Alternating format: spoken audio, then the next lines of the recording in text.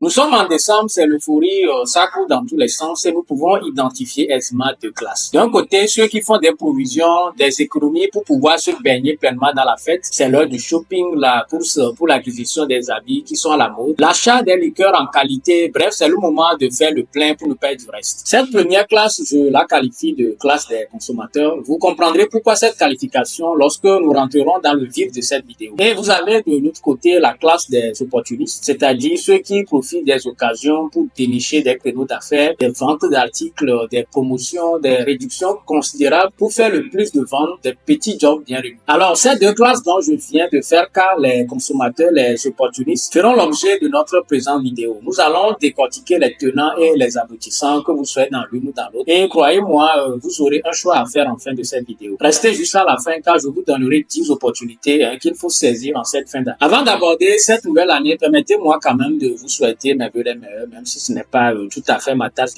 Mais puisque l'actuel n'est pas encore fini, il nous faut adopter une mentalité positive pour la finir en beauté. Alors, comment s'y prendre? Vous devez faire le bilan, noter les réussites et les leçons tirées des échecs. Dites-vous que les défis de cette année sont forcément préparés pour de meilleures opportunités. Ensuite, vous devez vous débarrasser des pensées négatives. Vous devez pratiquer la gratitude, c'est-à-dire noter au moins 3 choses positives chaque jour. Vous devez éviter les comparaisons sur les réseaux sociaux. Vous devez rester discipliné sur vos routines, le sport, l'alimentation, l'apprentissage. Célébrer les petites victoires, c'est très important. Vos résolutions pour la nouvelle année doivent être smart. Se dire qu'on va économiser, par exemple, 20% de ses revenus pour investir, surtout s'entourer de bonnes personnes. Maintenant, revenons à nos deux classes de jadis. La classe des consommateurs se caractérise par quoi? Elles se distinguent par leur approche centrée sur la dépense et la satisfaction personnelle, immédiate surtout, souvent influencée par l'ambiance festive. Elle est focus sur les dépenses, c'est-à-dire la priorité est donnée à l'achat d'articles de mode, de nourriture, de boissons, de gadgets technologiques. Des dépenses souvent au-delà de leurs moyens,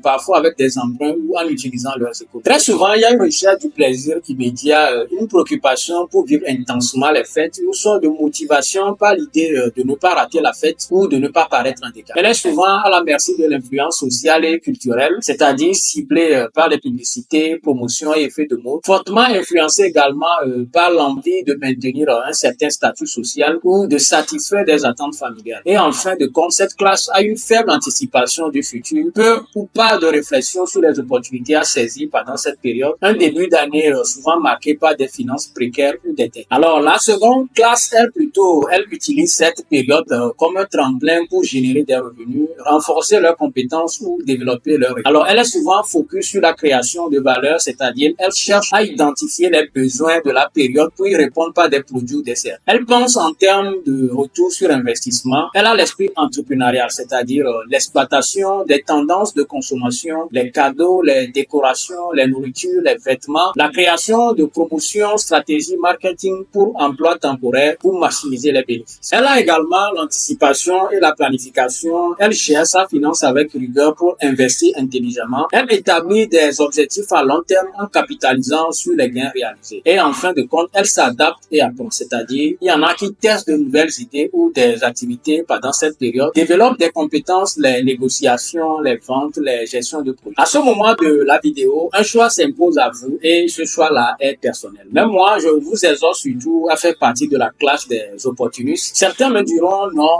c'est la fête, il faut en profiter. Oui, c'est vrai, il faut en profiter, bien sûr, mais il faut en profiter comment? D'abord, il faut saisir les opportunités, gagner en indépendance financière. C'est-à-dire, profiter de la période festive pour prendre le contrôle de vos finances, développer votre indépendance et vivre une année plus prospère. Tirez parti des opportunités saisonnières. La période des fêtes présente de nombreuses opportunités pour booster vos revenus et prendre de la. Alors, il y a une demande accrue, les fêtes augmentent les dépenses, et une forte demande pour divers produits et services. Et il y a aussi des niches lucratives, c'est-à-dire des secteurs comme la mode, l'alimentation, la décoration et les services connaissent un pic d'activité. Et vous devez ensuite quoi? Développer une vision à long terme. Exploiter les gains de la période pour investir dans votre avenir et consolider votre indépendance. Création de capital, réinvestissez vos profits dans des projets à long terme tels que l'épargne, l'investissement ou l'entrepreneuriat. Apprentissage pratique, gérer une activité pendant les fêtes vous permet de développer des compétences pratiques comme la gestion gestion financière et la vente.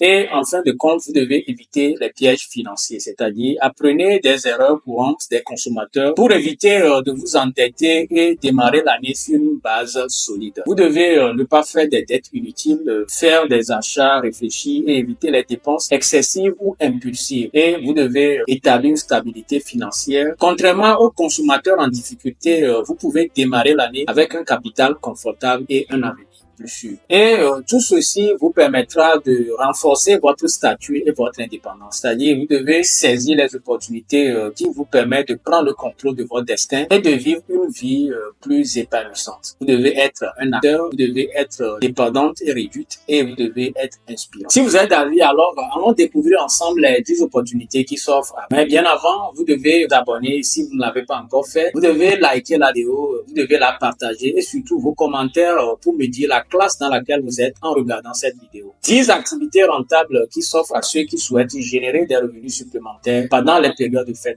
Première idée, production de Noël. Article festif. Décorer la maison avec des guirlandes lumineuses, des sapins artificiels et des ornements fins. Créer des cartes de vœux personnalisées avec des motifs uniques et des messages chaleureux. Produits alimentaires. Vous devez proposer des gâteaux de fête, des biscuits de Noël et des paniers cadeaux. Offrez également des plats préparés à emporter ou des paniers cadeaux avec des produits locaux. Deuxième idée, les services à la demande. Il y a d'abord la décoration. Transformer des espaces pour les fêtes en proposant des services de décoration intérieure ou de vitrine. Vous avez également les organisations d'événements. Vous pouvez aider les familles à organiser des anniversaires ou des réveillons de Noël. Et maintenant, vous avez les livraisons à domicile. Vous pouvez livrer les cadeaux, des repas festifs ou même des sapins de Noël. Troisième idée, vous avez les activités numériques. Vous avez en premier lieu le contenu digital. Vous pouvez créer et vendre du contenu digital pour les réseaux sociaux, e-cartes, des vidéos personnalisées. Ensuite, vous pouvez gérer des réseaux sociaux, proposer vos services aux petites entreprises pour gérer leur campagne de fête. Et vous pouvez également faire part de votre talent de freelanceur. Vous pouvez offrir un design graphique, de la rédaction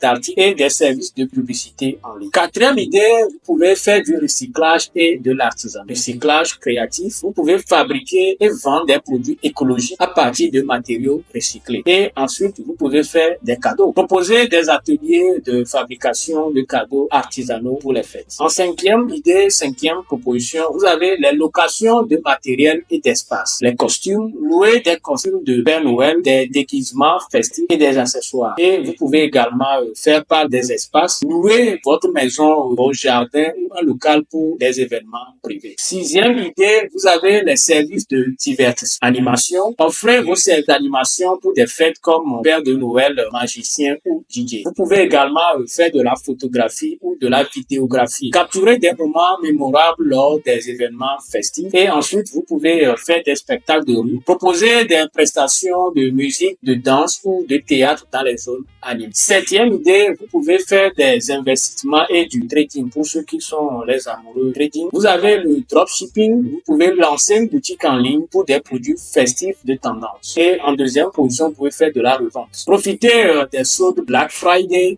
qui viennent un peu plus tôt avant les périodes de fête pour acheter et revendre à un prix plus élevé. Huitième idée pour vous pouvez faire de l'assistance personnalisée. Garde d'enfants. Proposez vos services pour garder des enfants pendant que les parents sortent, ou vous pouvez faire garde des animaux. Prenez soin des animaux de compagnie pendant que les familles partent en voyage. Ou vous pouvez faire également de la conciergerie. Aider les familles à préparer leurs fêtes en faisant leurs courses ou en emballant leurs cadeaux. Et vous avez en fin de compte la dixième idée qui est le transport et l'hébergement. Vous pouvez faire un chauffeur privé, transporter les personnes qui participent à des événements ou font leurs courses. Vous pouvez faire également de la location de véhicules. Vous pouvez louer votre véhicule via des plateformes de covoiturage, ou vous pouvez également faire de l'hébergement, louer une chambre ou un logement pour des voyageurs ou des familles qui se réunissent pour les fêtes. Ces activités nécessitent de l'organisation et une bonne communication pour attirer les. Vous pouvez combiner deux idées selon vos ressources et compétences pour maximiser vos gains. Laquelle de ces suggestions pensez-vous explorer? Si vous voulez plus d'idées de business pour cette nouvelle année, j'ai fait une vidéo abordant